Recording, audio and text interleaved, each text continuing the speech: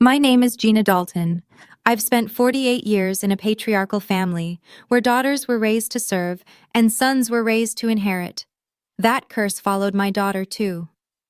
15 years ago, my father called a family meeting and demanded I hand over Lily's college fund, $50,000, to pay for my brother's gifted son to attend Yale.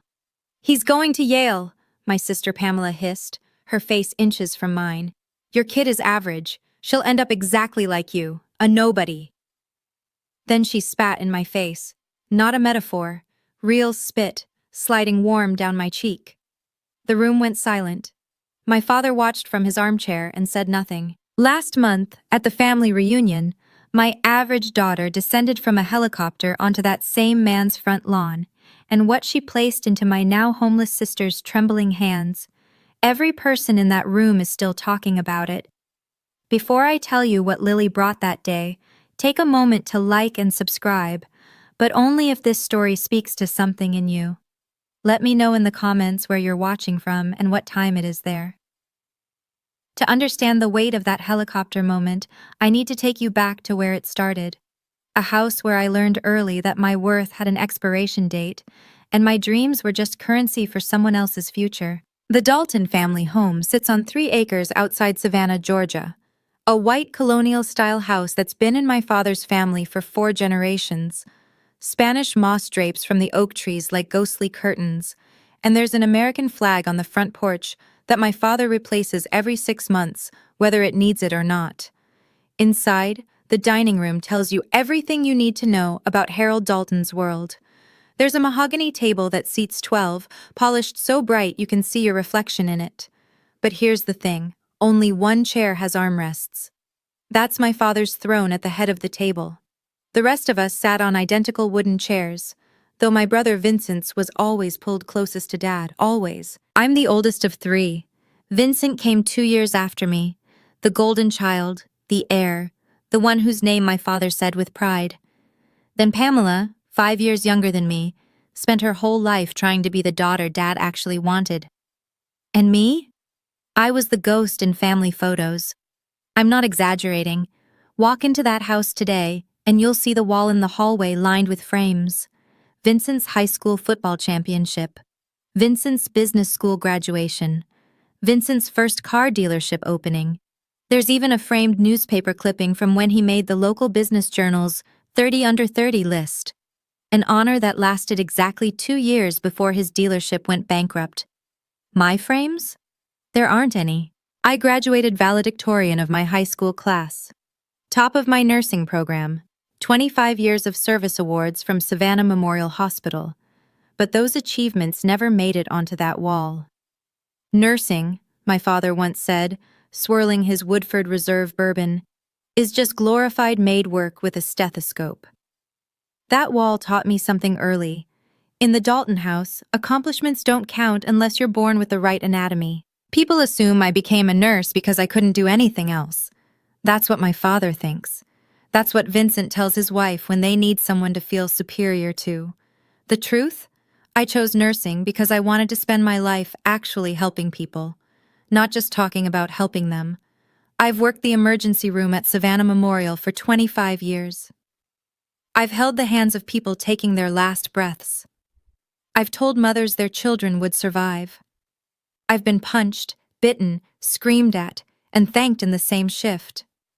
I've saved lives, hundreds of them probably, while my brother was busy losing other people's money in failed business ventures. But none of that matters to Harold Dalton.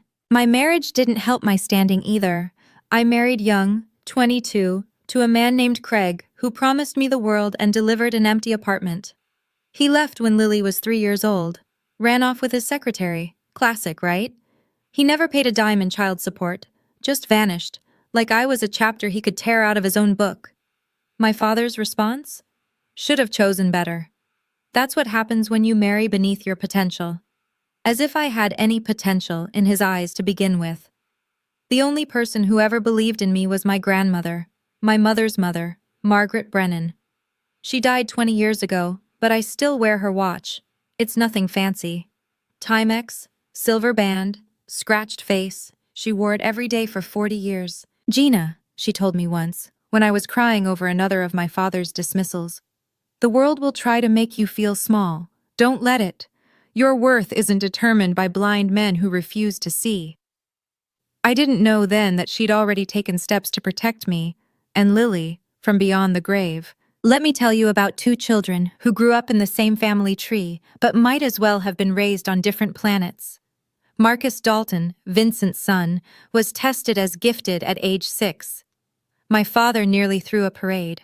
Suddenly, every family dinner became a showcase of Marcus's achievements, his IQ scores, his chess tournament wins, the private tutors Vincent hired at $200 an hour, the prep school with a $40,000 annual tuition that had a crest on the blazer. Marcus wore that blazer like armor, navy blue with gold-embroidered threading. He'd sit at family dinners right next to my father, and they'd discuss the future of the Dalton legacy like they were planning a dynasty. Then there was my Lily. She went to public school, wore t-shirts from Target, did her homework at the kitchen table while I cooked dinner after 12-hour shifts. Her grades were good, B+ average, sometimes A's, but nothing that made headlines. At family gatherings, Marcus got the seat of honor. Lily got tucked away at the kids' table in the corner, even when she was 16 and Marcus was 17. Even when she was taller than half the adults in the room. That boy is going to put the Dalton name on the map, my father announced one Thanksgiving, raising his glass toward Marcus. Then he glanced at Lily picking at her mashed potatoes. What's your girl doing these days, Gina? Still average? I watched Lily's shoulders stiffen. She didn't say anything. She never did. Just kept her eyes down and her mouth shut. I wanted to scream. Instead, I squeezed her hand under the table. Everything changed the spring Marcus turned 18, the day that cream-colored envelope arrived from Yale University. I still remember the phone call. Vincent's voice cracked like he was announcing the second coming.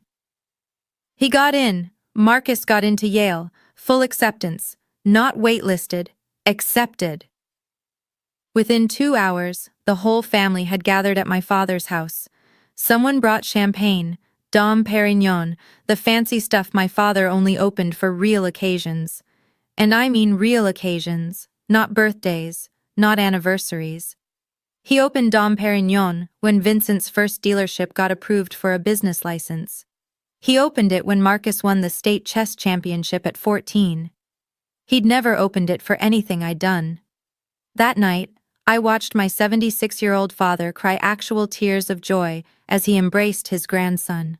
A Dalton at Yale, he kept saying. Finally, a Dalton at Yale. Marcus stood there in his blazer, accepting the praise like it was his birthright, which I suppose it was. But here's the part nobody was talking about. Yale costs money. About $85,000 a year for tuition, room, board, and fees. 4 years meant $340,000. And Vincent? Vincent was broke. I didn't know the full extent then, but the whispers were hard to miss. His third business venture, some kind of car detailing franchise, had collapsed 6 months earlier. He'd already sold his vacation condo in Hilton Head. He and his wife Barbara had quietly moved from their 5-bedroom house to a 3-bedroom rental, which they explained away as downsizing for convenience. But champagne was still flowing, and my father was still crying, and nobody wanted to address the elephant in the room. We'll figure out the money, Vincent said that night, his arm around Marcus's shoulders. This is too important. We'll find a way. Looking back, I should have known that way would involve me. The call came 3 weeks later. I was at the hospital just finishing a double shift. 2 cardiac arrests, 1 stroke, 1 teenager who'd wrapped his car around a tree and somehow walked away with a broken arm. My feet ached, my back screamed. I wanted nothing more than to go home and collapse. Then my phone buzzed. Dad. My father never called me. Not on birthdays, not on holidays, certainly not on random Tuesday nights at 11 p.m.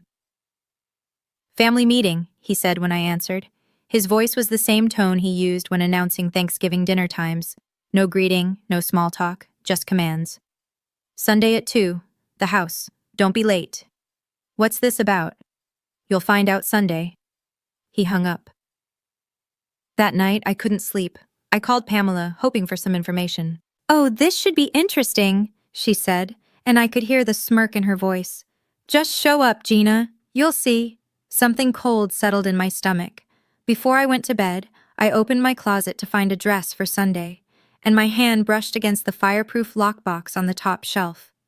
Inside were the documents I never really thought about: Lily's birth certificate, my divorce papers, the deed to my small house, and a manila envelope from the law offices of Robert Whitmore, my grandmother's will. I hadn't opened it in years. I knew what was inside, the trust fund she'd set up for Lily's education, but it felt like ancient history now. Lily was 18, about to start community college in the fall. The trust would help with that. I almost put the box back without opening it. Almost. But something made me pull out that envelope. Something made me check the documents were still there. Grandmother's last gift to us, witnessed and notarized. I didn't know yet how much I'd need it. Sunday arrived like a sentencing hearing. I drove Lily to my father's house, both of us silent for most of the 30-minute trip. She stared out the window at the Spanish moss and the grand antebellum homes, her jaw tight. "Mom," she finally said, "do I have to go? Your grandfather specifically asked for you." "He's never specifically asked for me in my entire life." She wasn't wrong. The Dalton house was already full when we arrived. Vincent and Barbara sat on the leather Chesterfield sofa, looking uncomfortable. Marcus stood by the fireplace in a Yale t-shirt he'd already bought, though classes wouldn't start for months. Pamela and her husband Richard occupied the love seat, and Pamela shot me a look I couldn't quite read: satisfaction, anticipation, and at the head of the room, in his wingback chair beneath the oil portrait of his grandfather, sat Harold Dalton. "Everyone's here," he announced. "Good. No greeting for me, no acknowledgement of Lily, just business." My father launched into a speech about family legacy, about the Daltons' long history in Georgia, about how Marcus represented the future of everything we've built. His voice swelled with pride when he talked about Yale, the prestige, the connections, the doors it would open. Then he got to the point. "The problem," he said, "is funding. Vincent's had some business setbacks, temporary, but the timing is unfortunate. Yale expects the first year's payment in August." He turned to look directly at me. "Gina, I know you have money set aside for Lily's education, $50,000 if I'm not mistaken." My blood went cold. How did he know the exact amount? "That money," he continued, "would cover Marcus's first year. After that he'll have scholarships, work-study, loans, but we need that first year." "Dad," I started. "Let me finish." His voice was iron. "Marcus is going to Yale. Your girl is going to community college. It's simple math, Gina. That money would be wasted on her." Beside me, Lily stopped breathing. The room closed in on me. Vincent leaned forward on the sofa, his rehearsed compassion dripping like honey over broken glass. "Gina, we know this is a big ask, but you're the older sister. You've always been the responsible one. Marcus's future, the family's future, depends on this." "You've always been so practical," Barbara added, her pearl necklace catching the light. "Surely you understand that some opportunities can't be wasted." I looked at my father. "That money isn't mine to give. It belongs to Lily." "Lily." Harold said her name like it was a mild inconvenience. "Lily is going to community college. Maybe she'll transfer somewhere after 2 years. Maybe she'll get a job. Either way, she doesn't need $50,000 for that." "Marcus tested in the 99th percentile," Vincent pressed. "He's going to be a lawyer, maybe a senator someday. The connections he'll make at Yale." "And what about Lily's connections?" The words came out before I could stop them. "What about her future?" Pamela laughed. Actually laughed. She uncrossed her legs and leaned forward, her designer blouse stretching tight across her shoulders. "Gina, be serious. Lily's a sweet girl, but she's ordinary, average grades, no special talents. She's probably going to end up exactly like you, working some thankless job, living in a little house, wondering what could have been." Lily made a small sound beside me, like a wounded animal. "That's enough," I said. "Is it?" Pamela stood up, walking toward us. "Because I don't think you understand what's happening here. Dad is giving you a chance to be part of something bigger, to contribute to this family for once in your life. And you're going to sit there and say no? Because of what? Pride? Richard, Pamela's husband, stayed silent. He always stayed silent. Marcus was examining his fingernails. Barbara was studying the ceiling. And my father simply watched, waiting for me to break. "If you don't do this," Harold said quietly, "you're not welcome in this family anymore." The room held its breath. Everything that happened next plays in my memory like slow motion. Pamela stepped closer, her heels clicking against my father's hardwood floors. Her face was twisted into something ugly, years of resentment, jealousy, and something else I couldn't name.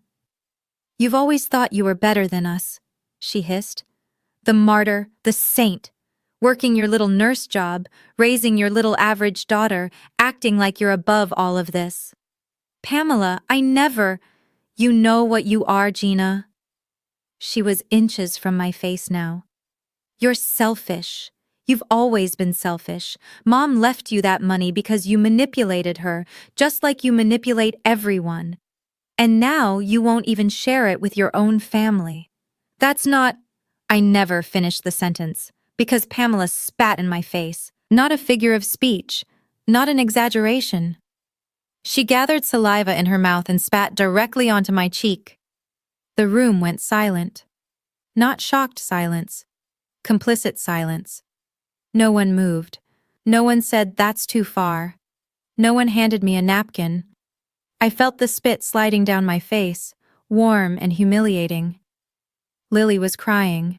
Soft, quiet tears streaming down her cheeks as she stared at her aunt in horror. I didn't wipe my face.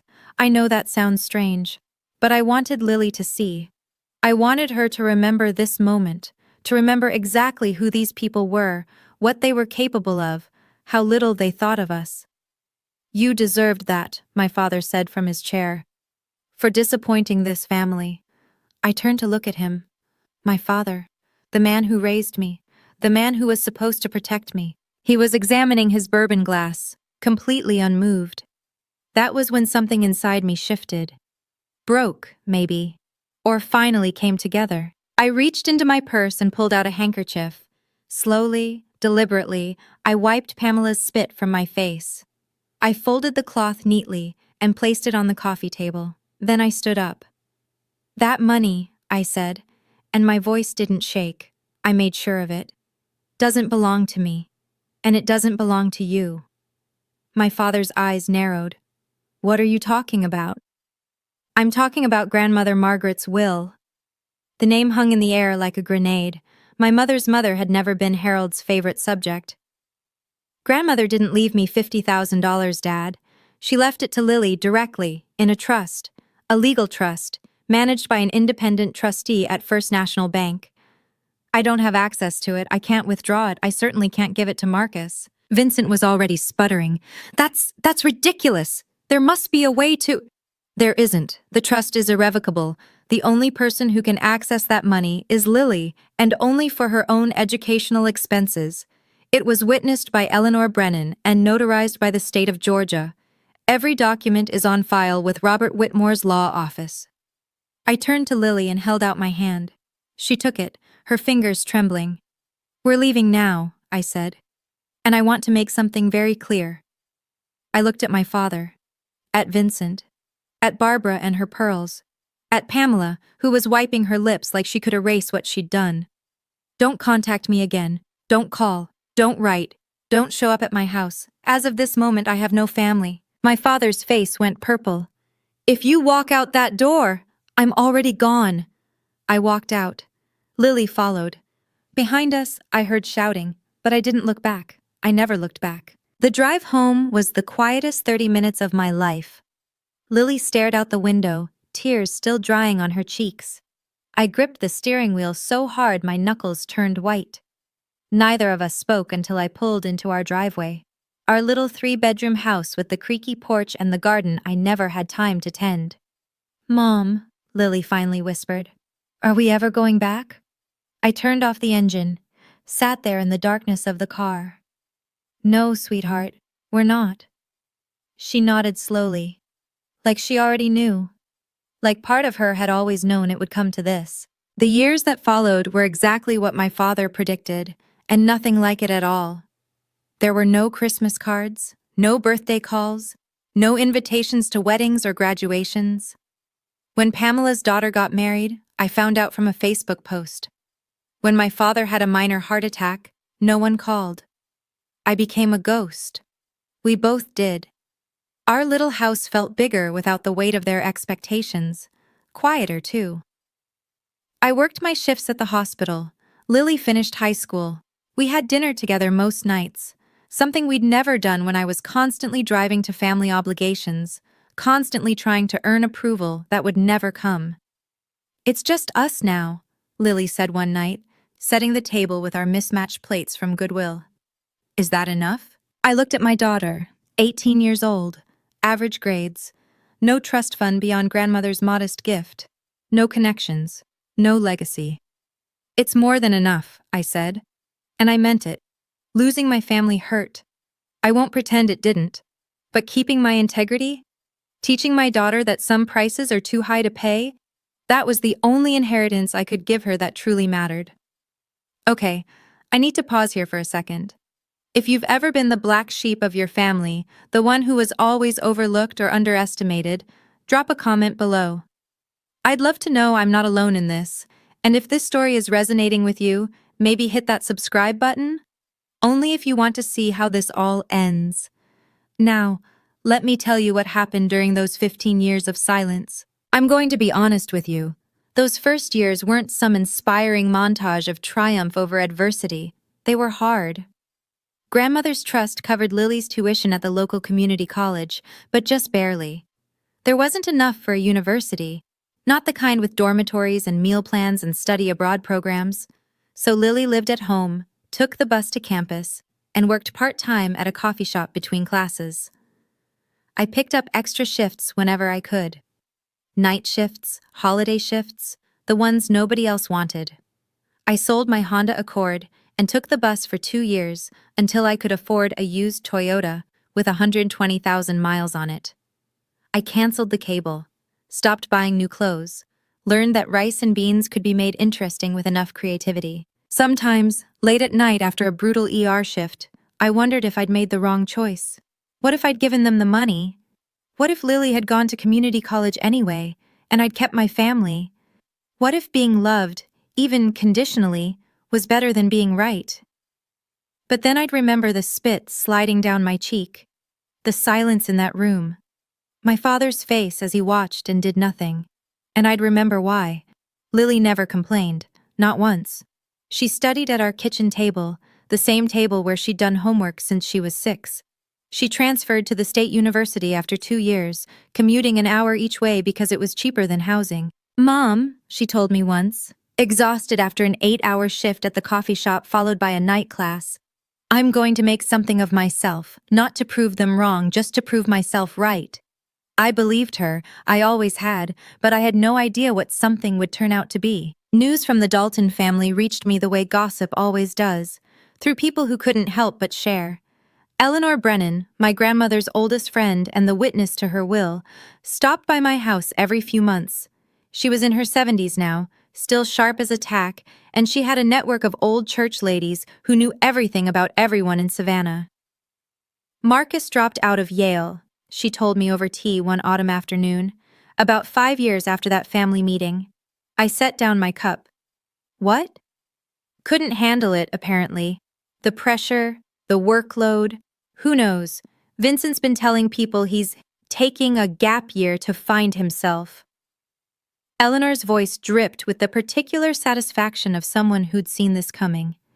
That gap year is now 3 years long. I didn't feel happy about it. Not exactly. But I didn't feel sad either. "And Vincent?" "Sold another house. Third one, I think. Barbara's been spotted at consignment shops." Eleanor shook her head. "That boy never learned how to hold on to money, just learned how to spend it." "What about Pamela?" Eleanor's expression shifted. Something like pity crossed her face. "Richard left her, took everything, the house, the savings, even the dog. She's been couch surfing with friends last I heard." I should have felt vindicated. Part of me did, but mostly I just felt tired. Your father still thinks Marcus will find his path, Eleanor added. He's been saying that for years now. Every time I see him at the pharmacy, he talks about Marcus like he's about to cure cancer. And me? Does he ever mention me? Eleanor hesitated. That hesitation told me everything. No, Gina, he doesn't. I nodded. It hurt less than I expected. While the Dalton empire quietly crumbled, something else was quietly being built. Lily graduated from State University with a 3.5 GPA. Not summa cum laude, not Phi Beta Kappa, nothing that would have impressed my father. She got a job at a small tech company, doing customer support. Entry level, $32,000 a year. It's not glamorous, she admitted, but they said I can learn programming on the job. She did more than learn. She devoured it.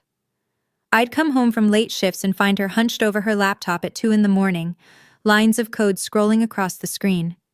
She'd converted her bedroom into a workspace, walls covered with post-it notes about something called algorithms and sustainable energy grids. I didn't understand any of it. There's this hackathon next month, she told me one night, barely looking up from her screen. Teams compete to build apps that solve environmental problems. Winner gets seed money from a venture capital firm. Are you going to enter? She finally looked at me. There was something in her eyes I hadn't seen before, a fierce, quiet determination. I already did, Mom. I built an app that tracks carbon footprints for small businesses, shows them exactly where they're wasting energy and how to fix it. Did you win? No, she smiled. But one of the investors asked for my card, said he wants to keep an eye on me. I didn't know what that meant, not then. But I remember thinking that my daughter, average Lily, Target t-shirt Lily, community college Lily, had a fire in her I'd never seen in Marcus, despite all his IQ points and private tutors. Mom, she said, turning back to her laptop, I'm not smart like Marcus, but I work harder than anyone I know. That has to count for something, right? Sweetheart, I said, smart without work ethic is just wasted potential. You have both. I realize now I should tell you the full story of Grandmother Margaret's gift, because it wasn't just money, it was a message. Margaret Brennan had been a school teacher for 40 years. She never made more than $35,000 a year in her life. She drove the same Ford Taurus for 20 years. She clipped coupons. She made her own clothes. And somehow, through decades of discipline and compound interest, she amassed $80,000. Her will, drafted by Robert Whitmore and witnessed by Eleanor Brennan, was specific. Almost prophetically specific. $50,000 went into an irrevocable educational trust for Lily. The trustee was First National Bank, not me, not anyone in the family. The funds could only be released for tuition, books, and educational expenses, verified by receipts. No one could touch it. Not Harold, not Vincent, not even me. The remaining $30,000 went into a separate emergency fund, also for Lily, to be released when she turned 25. But the part that still makes me cry was handwritten in my grandmother's shaky script at the bottom of the will. To my granddaughter Lily Dalton, the only quiet kindness in a family that forgot how to be kind. I leave this trust, to be used solely for her education and future. May it give you what they never did, a chance. My grandmother had seen it all coming. The favoritism, the dismissal, the way my father would always choose sons over daughters, gold over steady, flash over substance. She protected Lily before Lily even knew she needed protecting. Eleanor confirmed all of this when I finally asked, years later. Your grandmother rewrote that will 3 times, she told me, making sure it was airtight, making sure Harold couldn't get his hands on a single penny. Some angels don't have wings. Some angels have notarized documents. The phone call came 5 years before present day. I was getting ready for a night shift when my cell buzzed with Lily's name. Mom. Her voice was strange, shaky but bright. Something happened. My nurse instincts kicked in. Are you hurt? Are you okay? I'm okay. I'm more than okay. She took a deep breath. Do you remember that investor from the hackathon? The one who kept an eye on me? Vaguely. He just offered me $500,000. I sat down on my bed. I'm sorry, what? It took an hour for Lily to explain it all: the pitch meetings, the business plan, the prototype she'd built on nights and weekends while working her day job. The app she'd created had evolved into a comprehensive energy management platform for businesses. One investor saw the potential, then another, then a venture capital firm called Greenlight Partners. "They want me to quit my job and do this full time," Lily said. "They're calling the company GreenPath Technologies. They think it could be big, Mom, really big." I didn't know what to say. My daughter, the average one, the overlooked one, was being handed $500,000 to chase a dream I barely understood. "What do you think?" she asked, suddenly sounding like my little girl again. "I think your grandmother would be proud." GreenPath's first 3 years were brutal. Lily worked 18-hour days. The company nearly folded twice, once when a key engineer quit, once when a promised contract fell through at the last minute. She lived in a studio apartment and drove the same old Honda Civic I'd given her when she graduated. But she never gave up. Year 4, GreenPath signed a deal with a major supermarket chain to retrofit all their stores with energy-efficient systems. That deal was worth $47 million. The invitation arrived in a cream-colored envelope with my father's address embossed on the back. Heavy cardstock, formal font, the kind of stationery that costs more than my grocery budget. "You are cordially invited to the Dalton family reunion. Saturday, October 15th, 2:00 p.m. I stared at it for a full minute before I realized my hands were shaking.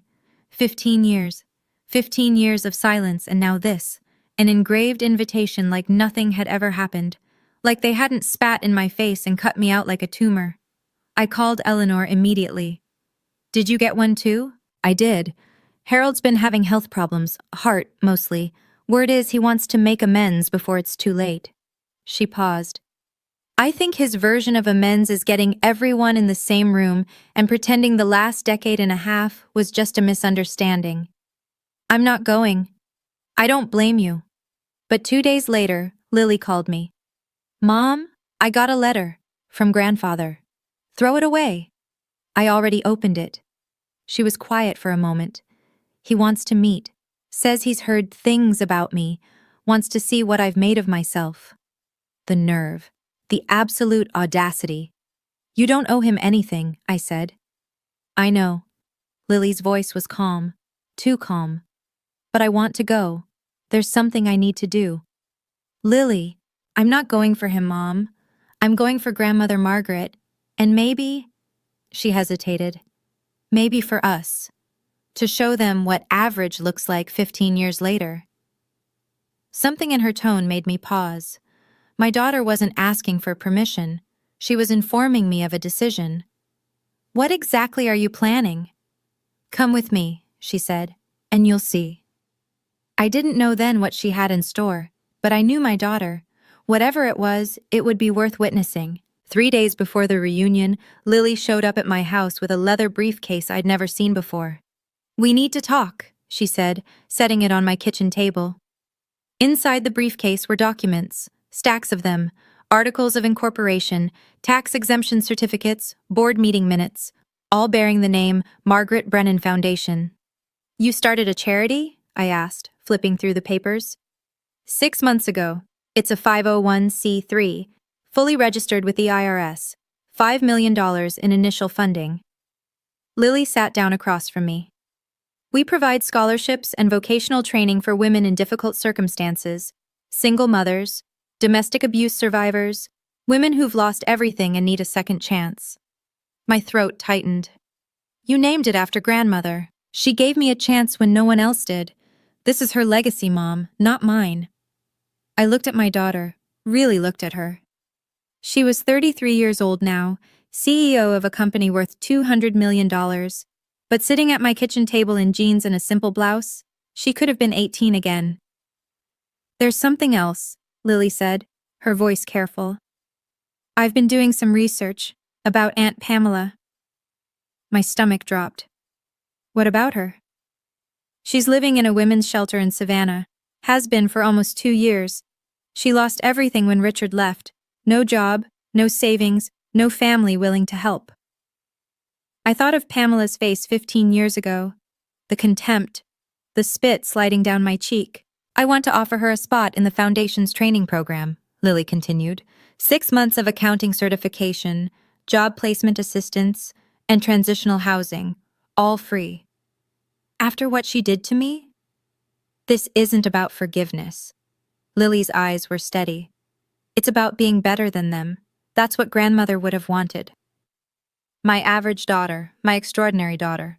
The day of the reunion was unseasonably warm for October, 80 degrees with a sky so blue it looked artificial.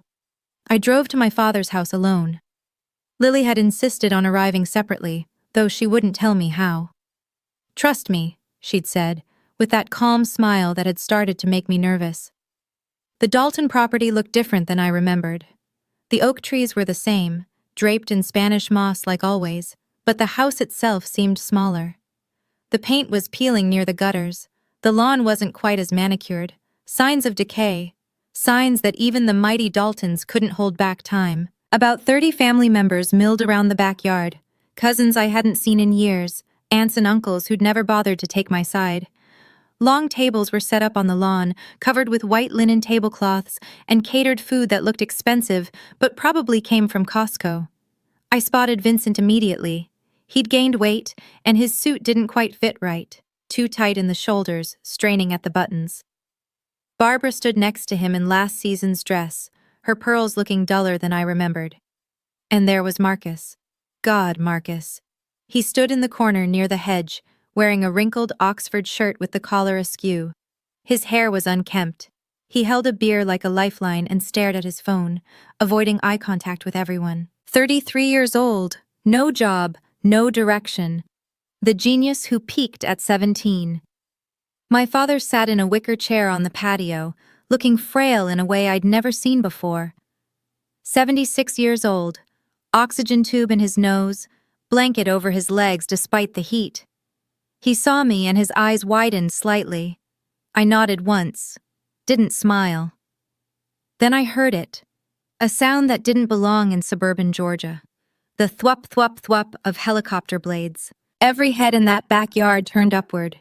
The helicopter appeared over the tree line, sleek and black, an Airbus H-130 that caught the afternoon sun like polished obsidian. It circled once, twice, then began its descent toward the only open space large enough to accommodate it, my father's prized front lawn. "What in the hell, say?" Vincent started.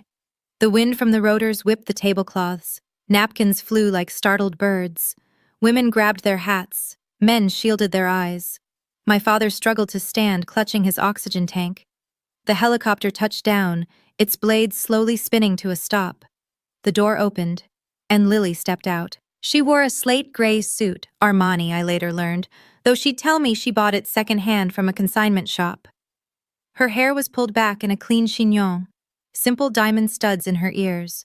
No ostentation, just quiet, unmistakable success. She walked across the lawn toward us, and I watched my family's faces cycle through shock, confusion, and something that looked like fear. "Who is that?" someone whispered. Is that Lily?" Vincent's mouth hung open. Barbara clutched her pearls, genuinely clutched them, like a cliché come to life. Marcus had finally looked up from his phone, and his face was the color of old paper. My father stood frozen, one hand on his oxygen tank, staring at his granddaughter like she was an apparition. "Hello, everyone," Lily's voice carried across the lawn, calm and clear. "I hope I'm not too late." She walked past the gaping relatives, past the catering tables, past Marcus who couldn't meet her eyes. She stopped in front of my father. "Hello, grandfather." Harold Dalton looked at the helicopter, at the suit, at the diamond earrings, at the woman his bloodline had dismissed as average for her entire life. "You're—" He couldn't finish the sentence. Lily smiled. It wasn't warm. It wasn't cold. It was the smile of someone who no longer needed anything from the person in front of her. "I'm Lily Dalton, CEO of Greenpath Technologies, and I believe we have some things to discuss." Harold reached out, arms open for an embrace.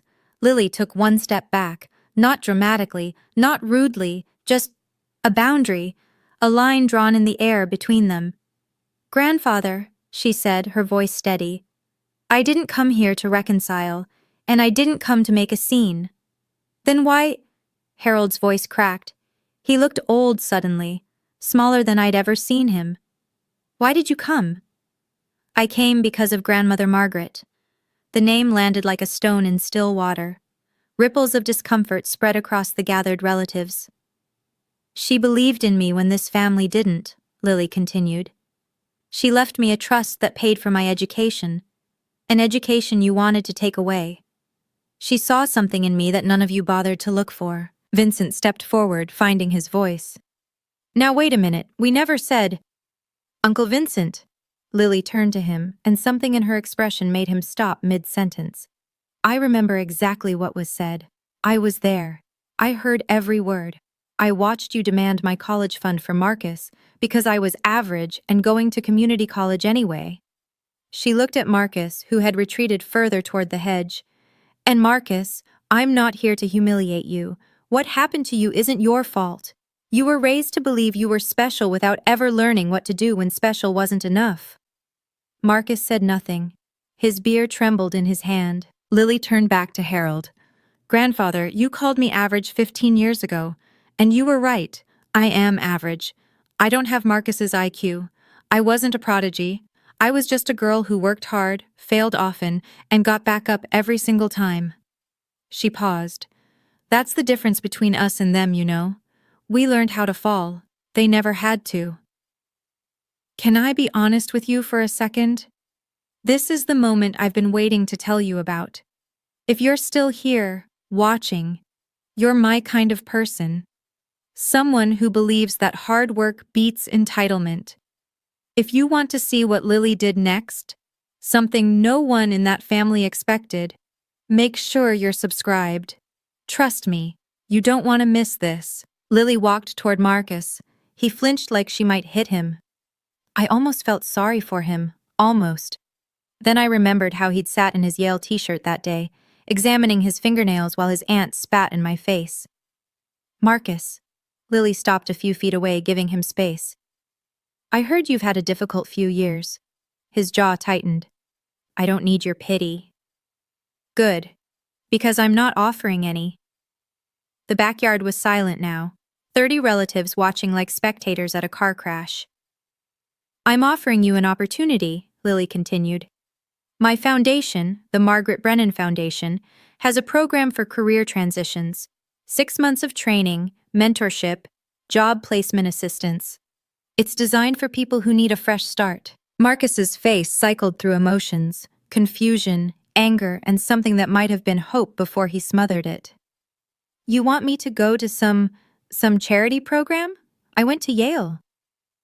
For 2 years, 9 years ago. Lily's voice was gentle but firm. Marcus, I'm not trying to embarrass you. I'm trying to help. The program is free. The only requirement is showing up and doing the work. I don't need… The offer stands. Lily turned away from him, leaving the choice hanging in the air. Whenever you're ready. If you're ever ready. I watched Marcus's face as she walked away. He was 33 years old, wearing a shirt that cost more than my monthly grocery bill despite being unemployed for years. His hands shook as he raised his beer to his lips. The golden boy. The genius. The hope of the Dalton dynasty. Standing in the corner at his grandfather's party, unable to meet anyone's eyes, being offered charity by his average cousin. Sometimes life writes its own irony.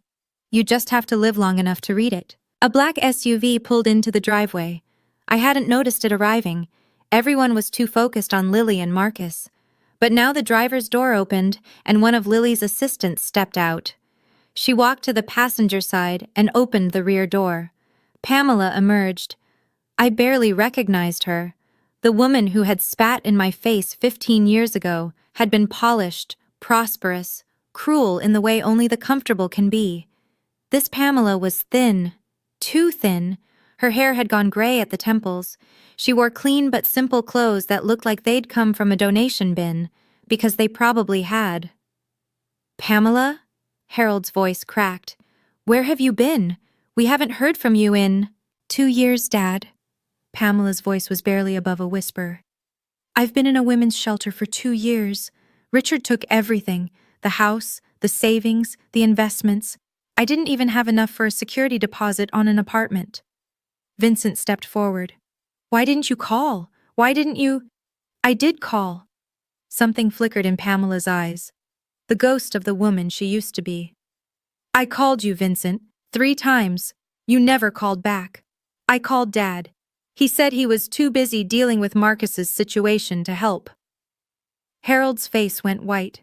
His hands trembled on his oxygen tank. The only person who reached out, Pamela continued, her voice breaking, was the niece I spat on 15 years ago. Lily found me. Lily's foundation contacted me. Lily offered me help when my own family couldn't be bothered. She turned to look at me. Her eyes were wet. I didn't know what to feel. Vindication? Pity? Rage at the years of silence? The cruelty? The spit on my cheek? All of it. None of it. Something in between. Lily opened her briefcase. She pulled out a folder. Crisp, professional, bearing the logo of the Margaret Brennan Foundation in elegant green lettering. Everyone, she said, raising her voice so the whole backyard could hear. I'd like to make an announcement. The relatives shifted uncomfortably. Harold gripped his oxygen tank. Vincent and Barbara exchanged nervous glances. 6 months ago, I established the Margaret Brennan Foundation, named after my great-grandmother, the woman who made everything I've accomplished possible. Lily held up the folder.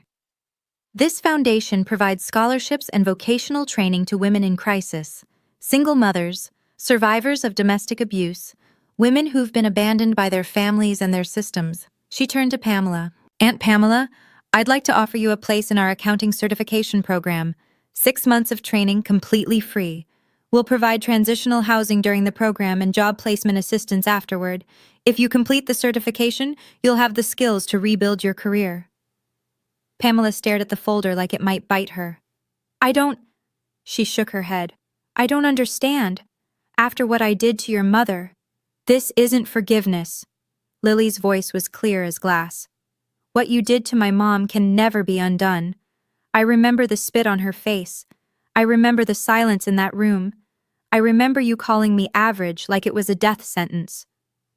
The backyard was absolutely still, 30 witnesses holding their breath. But Grandmother Margaret believed everyone deserves a second chance, Lily continued. She gave me one when no one else would. This foundation is her legacy, not mine. And it's not about what you deserve, Aunt Pamela. It's about who I choose to be. She held out the folder. Pamela's hands were shaking as she took it. Tears streamed down her face. Genuine tears. The kind that can't be faked. I'm sorry, she whispered. Gina, I'm so sorry. I looked at my sister, at the woman she'd become, at the ruins of the person who'd once felt so superior. Keep the apology, I said quietly. Just don't waste the chance. Harold Dalton collapsed into his wicker chair. Not dramatically. His legs simply gave out, and he sat down hard, his oxygen tank clanking against the armrest. For a long moment he just stared at the ground, breathing heavily through his nose. Vincent rushed to his side. Dad? Dad, are you okay? I'm fine. Harold's voice was barely a whisper. I'm fine. But he wasn't fine. I could see it in his face, the crumbling of something he'd built his entire life around. The hierarchy, the certainty, the unshakable belief that he'd always known best. He looked up at Lily, then at me, then back at his hands. Margaret, he said slowly, and I realized he meant my grandmother. Always said I was wrong about you, Gina. Something in my chest tightened. I'd waited 15 years to hear those words, dreamed about them in my weakest moments, imagined how they might sound. They sounded smaller than I expected. She was right, I said. But I don't need you to agree anymore, Dad. I stopped needing that a long time ago. Vincent tried to interject. Dad, this is ridiculous. Marcus has potential. Vincent, Harold's voice was sharp. Stop. The golden child fell silent. For perhaps the first time in his life, Vincent Dalton had nothing to say. Harold sat there, surrounded by the family he'd tried to mold in his image. looking at the granddaughter he'd dismissed and the daughter he'd abandoned. His empire of expectations lay in pieces around him. He didn't apologize. I didn't expect him to. Men like my father don't apologize. Their pride won't allow it. But his silence said enough. "Margaret's watch," he finally said, pointing at my wrist with a trembling finger. "You still wear it?" I looked down at the scratched Timex. "Every day." He nodded once, said nothing more. Lily came to stand beside me, and I took her hand. 30 relatives watched us, some with shame, some with confusion, some with the dawning realization that they'd been on the wrong side of history for 15 years. "I didn't come here to get revenge," I said, and my voice carried across the silent backyard. "I came because my daughter asked me to, and I stayed because I wanted her to see something." I turned to face Lily, then back to the crowd. I wanted her to see that success doesn't mean becoming the people who hurt you. It doesn't mean rubbing their faces in their mistakes or making them feel as small as they once made you feel. Pamela clutched her folder to her chest, tears still streaming. Marcus had retreated so far into the hedge, he was practically part of it. Vincent and Barbara stood frozen like statues in last season's clothes. "My daughter built a company worth $200 million, I continued. "She could have bought this entire property and evicted everyone on it. She could have sent lawyers, made threats, taken what she wanted." I looked at Lily, and my heart swelled with something that had nothing to do with money, or helicopters, or business success. Instead, she started a foundation. She named it after the woman who believed in us, and she offered help to the people who hurt us, not because they deserved it, but because that's who she is. I squeezed my daughter's hand. "I used to think family meant taking whatever they dish out. I was wrong. Family is who shows up for you, not who shares your blood, and the blood we share doesn't obligate us to accept abuse." I turned toward the helicopter. "Goodbye, everyone. I don't expect we'll meet again." That was 6 months ago. Let me tell you what happened after. Pamela completed the accounting certification program. She graduated 3rd in her class. Turns out, when you strip away the cruelty and the entitlement, there was a capable person buried underneath. She works as a bookkeeper now for a small firm in Atlanta. We're not close. I don't think we ever will be, but she sends Lily a card every Christmas. "Thank you for the second chance I didn't deserve." Marcus never took Lily up on her offer. He's still living with his parents. Vincent and Barbara moved into Harold's house after selling their last property. From what Eleanor tells me, he spends most of his time gaming and complaining about how the system is rigged against smart people. Some people can only learn lessons they're willing to hear. Vincent declared bankruptcy last year. The family home is mortgaged to the hilt, and there's talk of selling it to pay medical bills. The Dalton dynasty, 4 generations in the making, will end with assisted living payments and arguments about who gets the furniture. My father never apologized. Not that day, not since. Eleanor says he still talks about Marcus sometimes, still believes the boy will find his path. Some delusions are too comfortable to surrender. But he stopped talking about me entirely. And strangely, that feels like enough. As for Lily and me, she bought me a house last year. Nothing extravagant.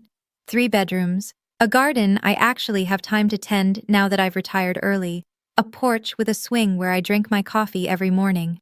"Mom," she said when she gave me the keys, "you gave me everything. Let me give you something back."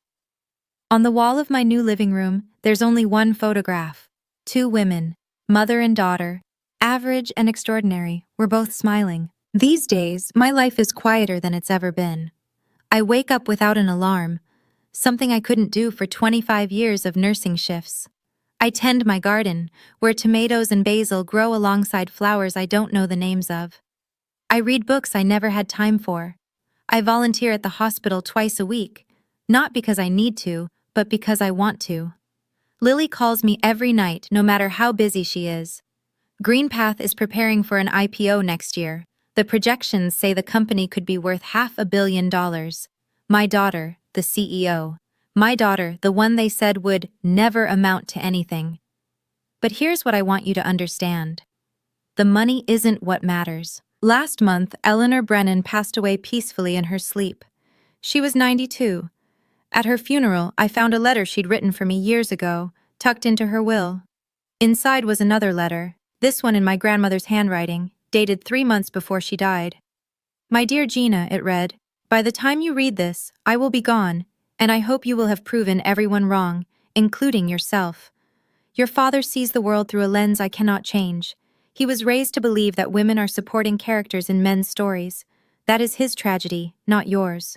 You are the heroine of your own story. So is Lily. Never let anyone convince you otherwise. All my love, always. Grandmother Margaret. I sat in my garden and cried for an hour. Not sad tears, grateful ones. My grandmother believed in me when no one else did. She protected my daughter before my daughter even existed. And somehow, across the barrier of death, she found a way to tell me one more time. I was enough. I always had been. So what's the lesson here?